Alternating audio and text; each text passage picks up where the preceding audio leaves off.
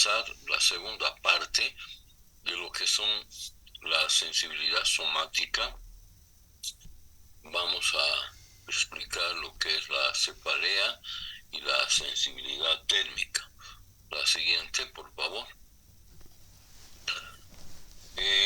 Vamos a ver que el primer concepto que tenemos que saber del dolor es qué es el dolor. El dolor es un mecanismo de protección de nosotros, del cuerpo. Donde tenemos dolor, cuando tenemos dolor, inmediatamente lo que hacemos es buscar alivio del dolor. El dolor, en muchas ocasiones, dependiendo de la intensidad, de la localización, del tiempo, puede ser el inicio de una patología, es decir, de una enfermedad. Pero también puede ser el dolor un evento transitorio, por ejemplo, cuando tenemos un dolor de cabeza por una tensión o por una causa indeterminada, por solearnos de repente, por comer algo y luego tener algún trastorno digestivo, y tenemos juntamente con trastornos digestivos la cefalea. El mecanismo principal para producir dolor es la isquemia. Muy bien, ¿cuántos tipos de dolor tenemos y cuáles son las cualidades del dolor? Hay dos tipos. Uno es el dolor rápido, vamos a decir, y el dolor lento. Dos tipos de dolores. El dolor rápido se presenta a 0.1 segundos después de iniciarse la lesión. O sea, nos punzamos y en centésimas de segundo tenemos ya la percepción del dolor por las terminaciones libres que tenemos en todo el cuerpo, que son las que perciben la sensación del dolor. A ese dolor rápido se le llama dolor rápido, dolor punzante, dolor agudo, dolor eléctrico, dolor superficial o en sacudidas. Mientras que el dolor crónico, o también llamado lento, se presenta 1 a 2 segundos después de haber iniciado la lesión. ¿No es verdad? Este dolor se denomina crónico, urente, sordo, nauseoso, crónico, y muchas veces se produce por una destrucción tisular, un sufrimiento ya de tejidos profundos. ¿Cuáles son los receptores que perciben el dolor? Son las terminaciones libres. ¿Y qué tipo de estímulos van a producir dolor? Estímulos mecánicos, por ejemplo, hacernos agarrar con la puerta, agarrar un objeto y hacernos caer sobre el pie, por ejemplo. Eso es una deformación mecánica y produce dolor. Por estímulos térmicos, cuando vamos a la piscina, por ejemplo, y nos soleamos exageradamente, tenemos hiperalgesia y después tenemos en la noche dolor, porque se han inflamado, se ha irritado la exposición prolongada del sol. Estímulos químicos, por ejemplo, las comidas muy picantes nos producen una sensación de un tipo de dolor, ¿no es verdad? Los receptores casi no tienen ningún tipo de adaptación, quiere decir que no se acostumbra uno al dolor, por lo tanto los receptores del dolor no se adaptan, o se adaptan muy lentamente o nunca se adaptan. ¿Dónde están estas terminaciones libres receptoras del dolor? En la piel, en el tejido cerebral subcutáneo, en las vísceras, en los huesos, en los haces. ¿Qué estructuras no tienen dolor?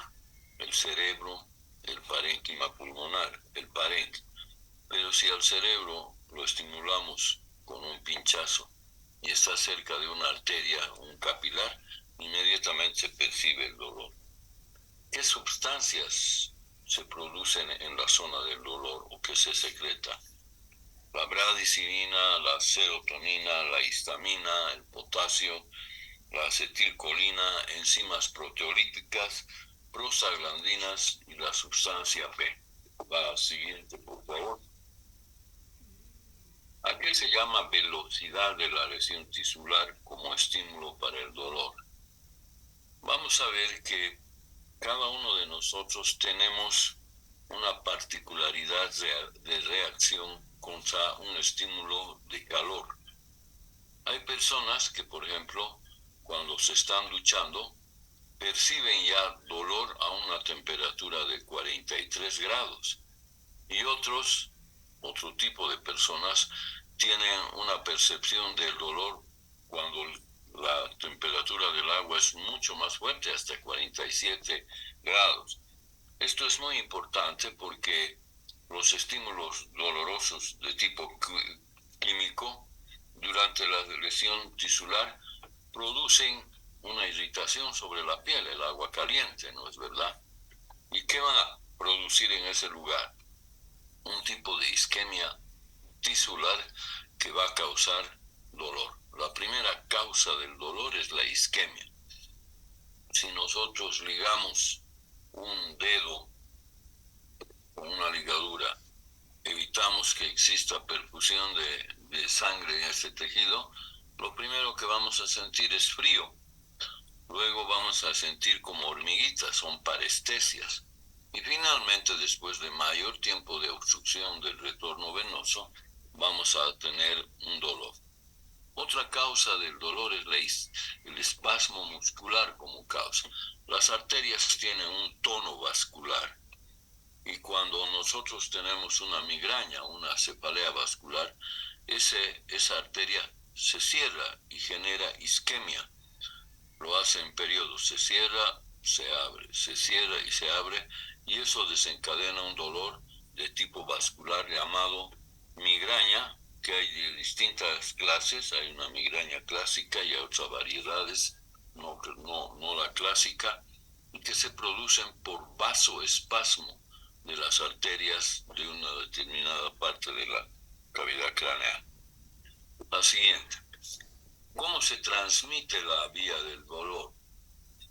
Percibimos en un lugar, va por un nervio, entra por las astas posteriores, como está ahí, y son dos vías, la vía rápida y lenta. Ambas entran a las astas posteriores desde las capas 1 hasta la capa 6, y una vez que han ingresado, la vía rápida y la vía lenta, se cruzan a la otra hemimédula y suben por el lado opuesto del que han ingresado.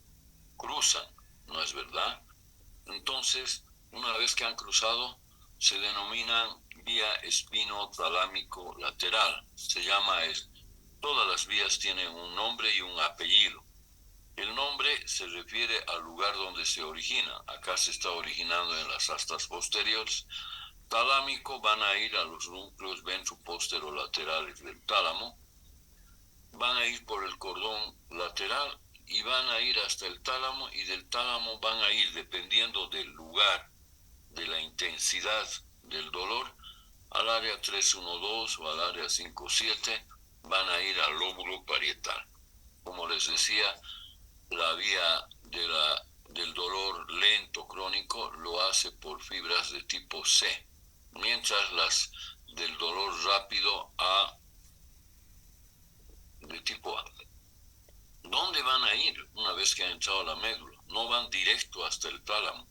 Van a ir y van a hacer sinapsis en los núcleos reticulares del tallo cerebral, tanto las vías rápidas como las lentas.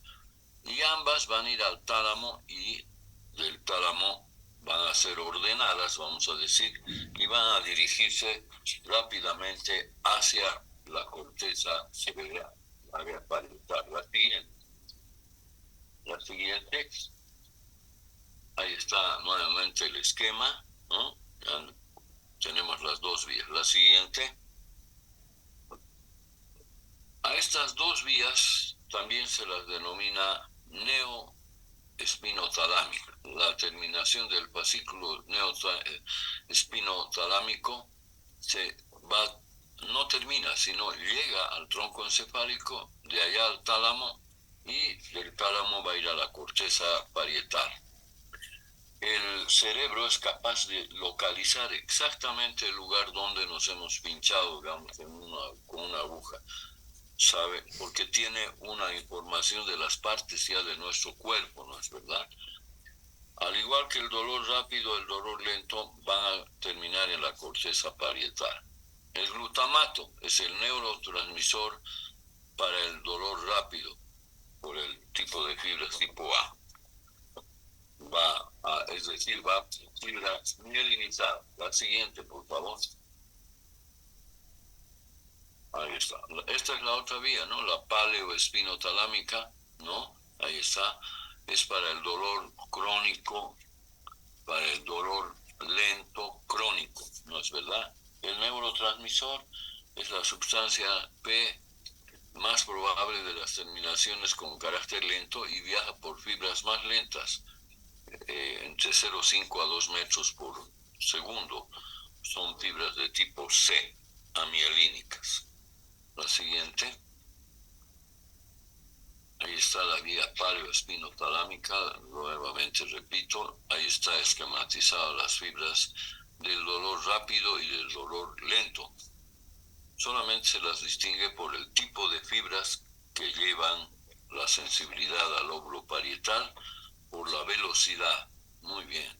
Todas terminan, ambas diré, rápida y lenta, en los núcleos reticulares, y de allá se dirigen al tálamo y finalmente a la corteza cerebral. La siguiente.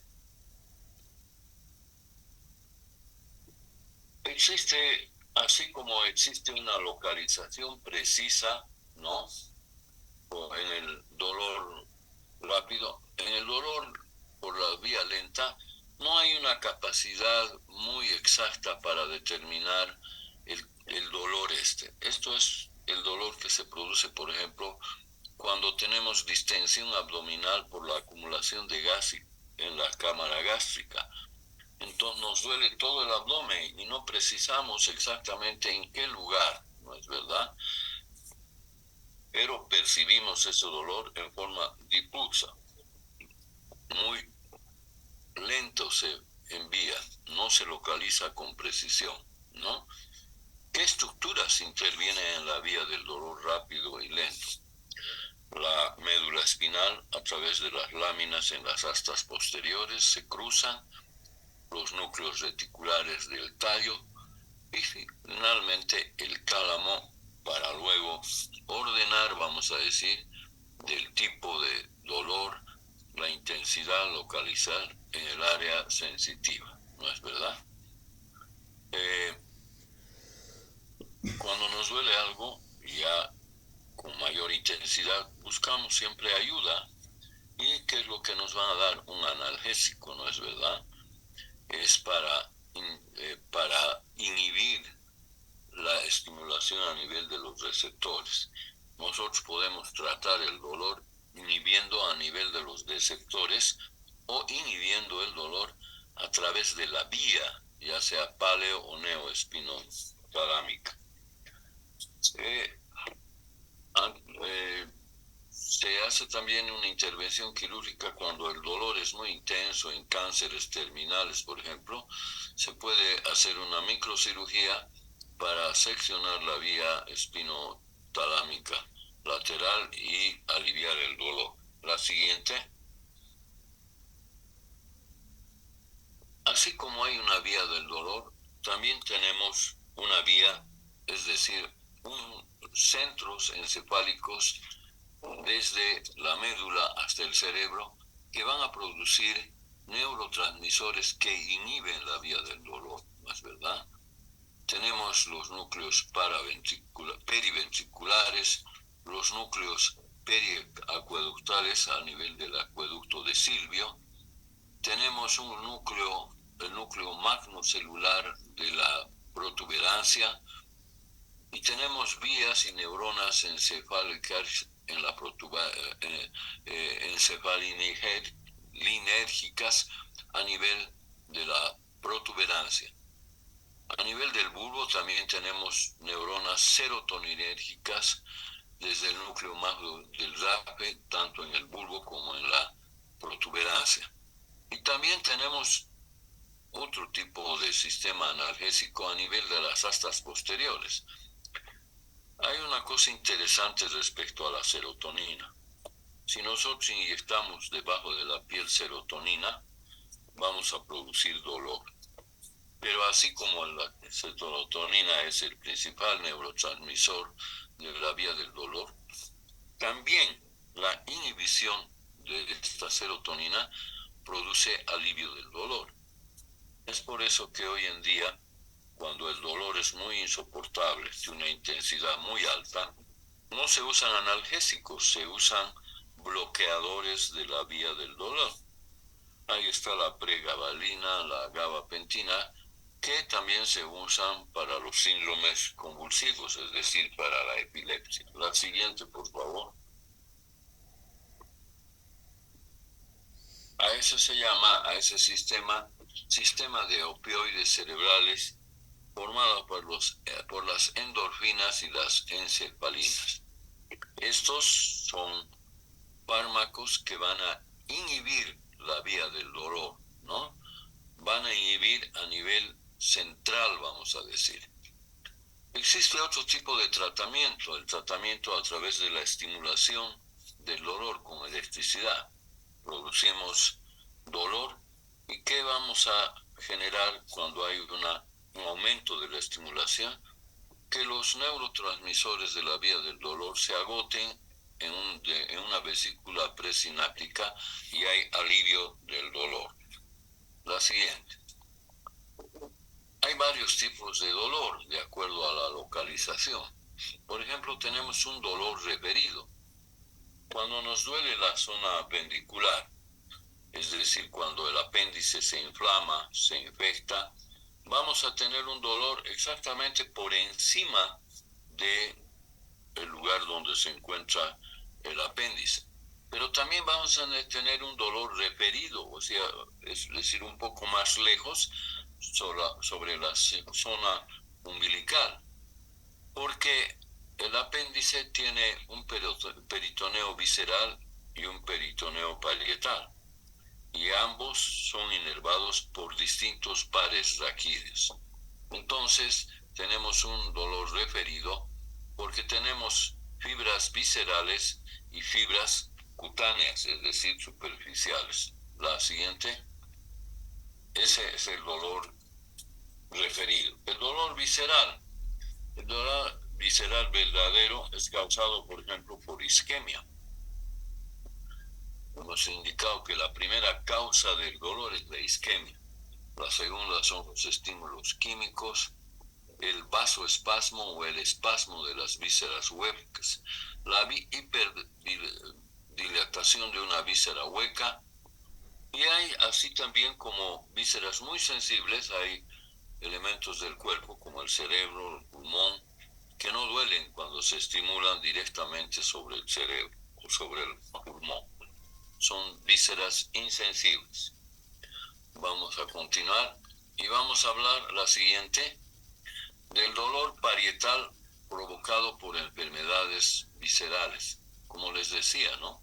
El apéndice tiene dos peritoneos, un peritoneo que cubre, es la visceral, y otro que está al lado, que es la parietal. Entonces vamos a tener una doble percepción, es decir, tenemos un dolor en dos diferentes lugares. Otro es el ejemplo de un infarto del corazón. Inicialmente tenemos un dolor que se nos irradia desde la región pericárdica, es decir, alrededor del corazón en el hemitórax izquierdo, y se va a irradiar hasta el maxilar inferior. Y también se irradia sobre el miembro superior, sobre la parte superior del miembro superior. Entonces quiere decir que nosotros podemos percibir un dolor visceral verdadero, por ejemplo, cuando nos duele el hígado o la vesícula, tenemos el lugar exacto por donde tenemos un dolor gástrico, una irritación, y tenemos el lugar exacto donde, pero hay vísceras que tienen doble inervación, por diferentes pares raquídeos. La siguiente, por favor. Ahí están los distintos dolores referidos sobre el corazón, por ejemplo. Va sobre el miembro superior hasta casi se irradia hasta los dedos, hasta el maxilar. Dolores del esófago, el dolor del estómago es localizado, de la vesícula también. Del apéndice, como hemos dicho, sobre el riñón puede localizarse en el abdomen y puede también localizarse en la región lumbar. Cuando hacemos puño percusión en la espalda y el dolor o el riñón tiene una infección urinaria, pues vamos a ver que hay un dolor exquisito cuando hacemos puño percusión. El dolor ureteral.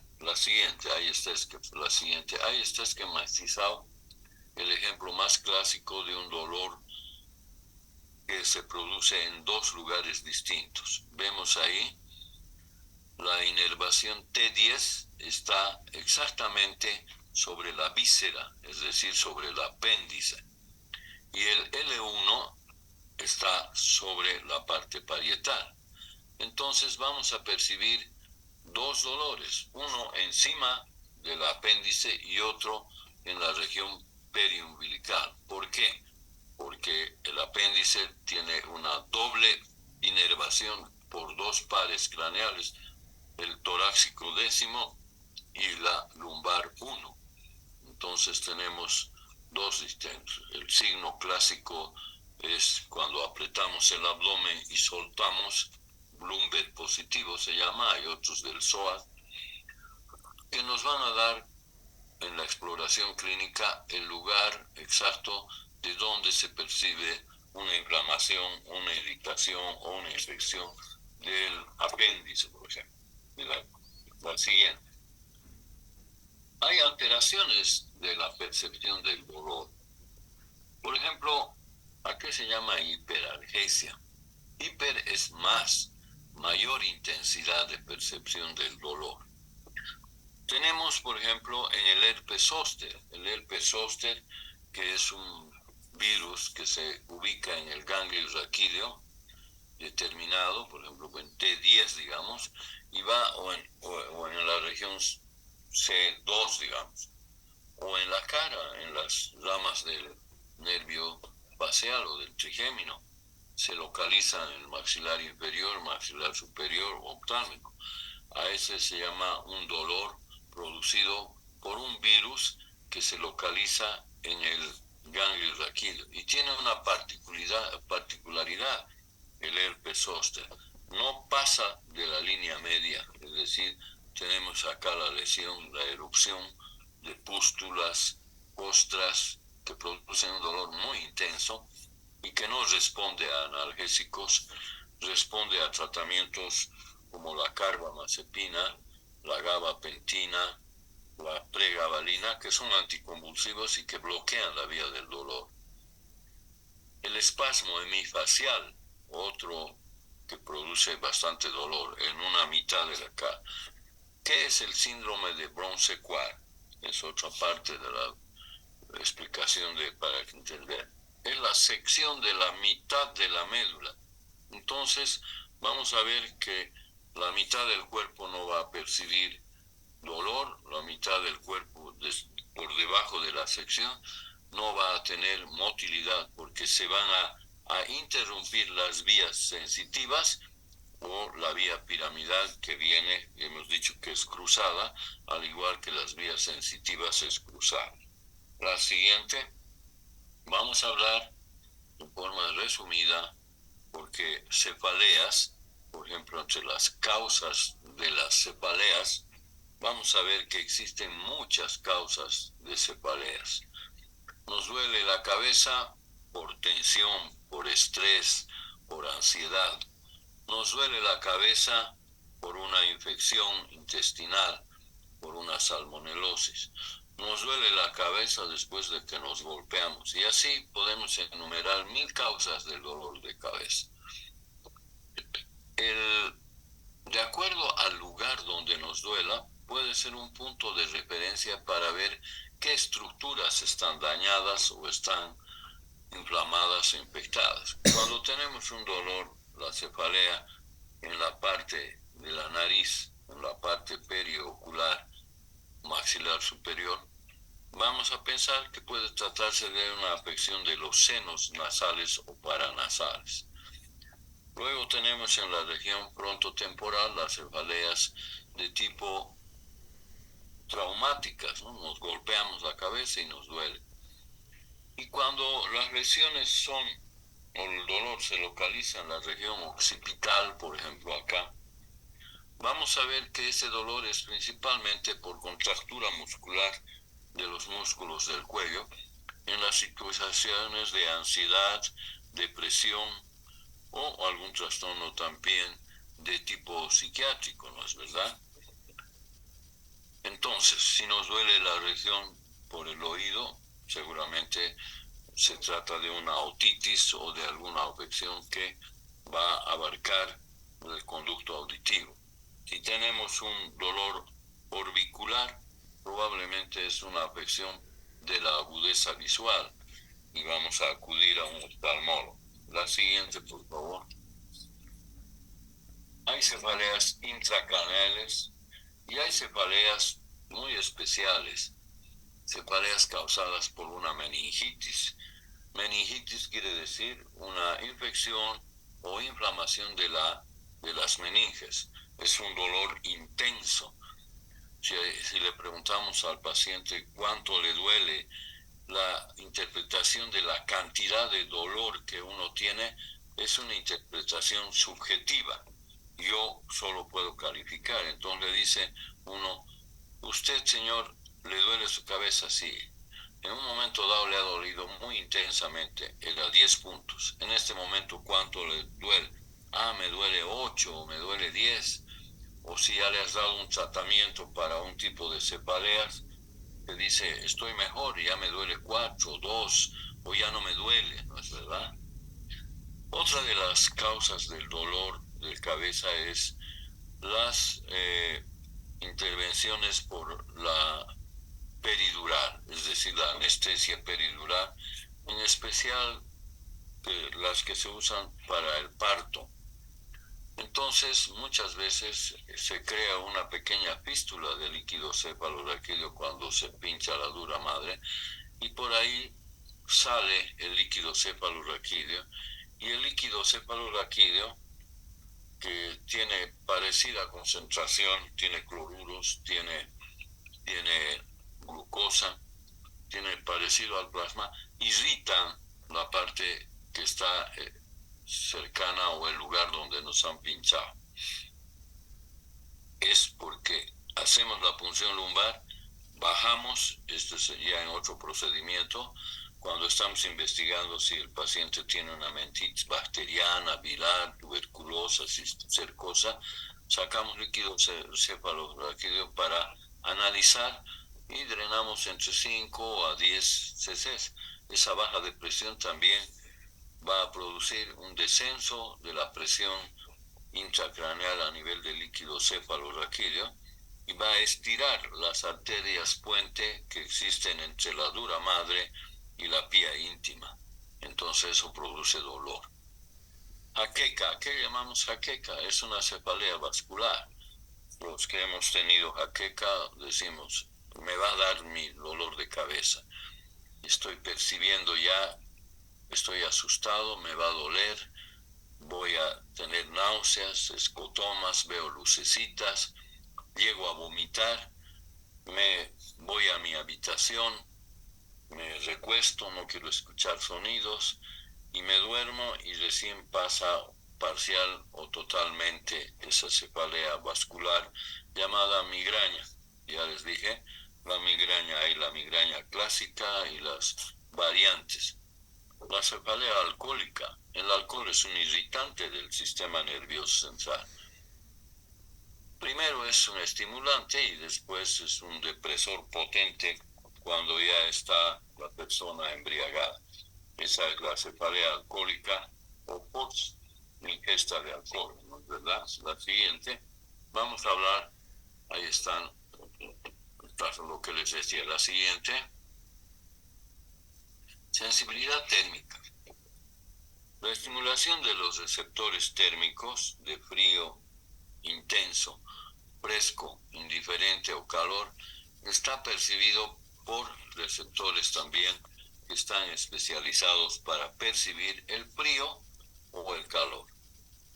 Hay una cosa interesante, ¿no? Cuando agarramos hielo mucho tiempo en un lugar, digamos en la cumbre, cuando estamos yendo a La Paz, y agarramos, podemos tener por estímulo de frío una quemadura, al igual que cuando nos toca el agua hirviendo en nuestra piel, ¿no? Tenemos más receptores de frío que de calor, ¿verdad? Hay menos cantidad. Percibimos distintos grados de temperatura.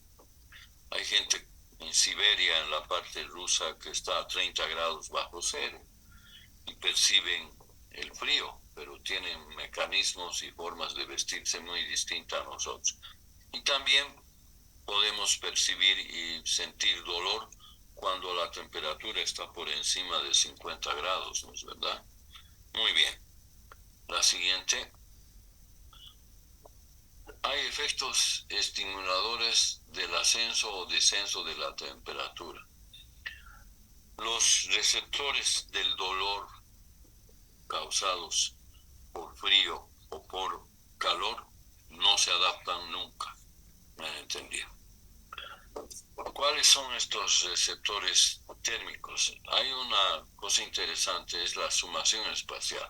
Si agarramos un hielito, podemos percibirlo durante mucho tiempo, pero si agarramos un cubo de hielo grande, pues eso nos va a causar mayor cantidad de frío, ¿verdad? Ingresan a la médula los estímulos térmicos, suben, ascienden y descienden a segmentos más inferiores. Por el fascículo de Lisao ingresan a las astas posteriores de la médula y llegan a las láminas 1, 2 y 3. De ahí van al tallo cerebral y de allá se dirigen hacia a la corteza cerebral. La siguiente, creo que hemos concluido. Muy bien, les agradezco tanto a Camila como a Alan la gentileza por haberme colaborado. El viernes no hay clases, es el periodo ya de vacaciones, 2 semanas, y después de este periodo de vacaciones van a ingresar a avanzar los sentidos con el doctor Erostegui. Termina el doctor Erostegui y nuevamente comenzamos con sistema nervioso, ya la parte motora, neurovegetativa, la irrigación. Les agradezco la gentileza, que les tenga unas buenas vacaciones. Muy buenos días, hasta luego. Gracias. Gracias, doctor. Buen día. Gracias.